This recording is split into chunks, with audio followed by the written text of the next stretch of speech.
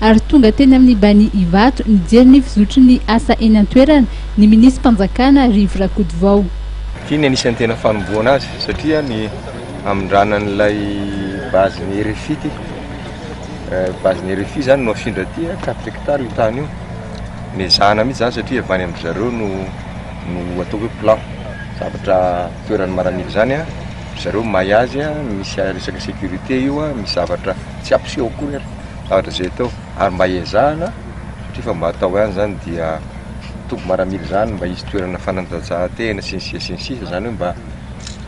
tsy maintsy tsara lavitra le nisy taloha zay efa ela be nananganana azy mety nara-penitra izy tamin'izany tamin'ny nanaovana azy fa lany ohatran'ny rehetrarehetra reraky ny taona dia ezahantsika ny fanjakana malagasy no miaraka indrindra miaraka amin'ny ministère de défense zany no anisan'ny miara-miombona antoka amin'izy io orinasa vahiny no manao an'ilay asa izy mitondra ny vola atao négociation dia mitondra ny vola izy izy manamboatra azy dia anisan'izy ihany koa mitondra ny vola anaovana ny lalana mivoaka avy eo amin'ny Bany makany amin'ny Tsarasotra dia zay no miaraka zay no atao ary zay no atao tena fanombohana satria ao amin'ny bazin'ny RFI misy zao io no anisan'ny voalohany arodana tsy kelikely fa tsy tonga dia indray mandeha arodana tsy kelikely mandrodana izy dia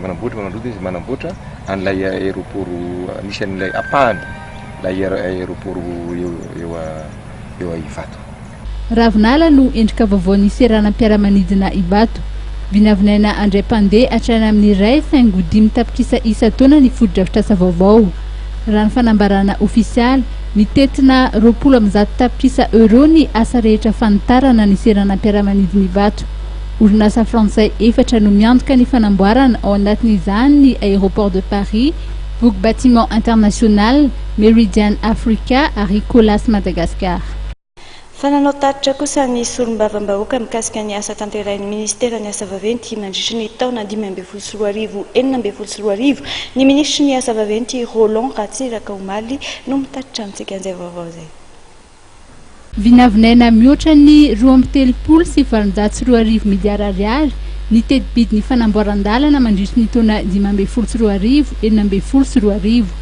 tedi-bola izay nambaran'ny ministra Roland Ratsiraka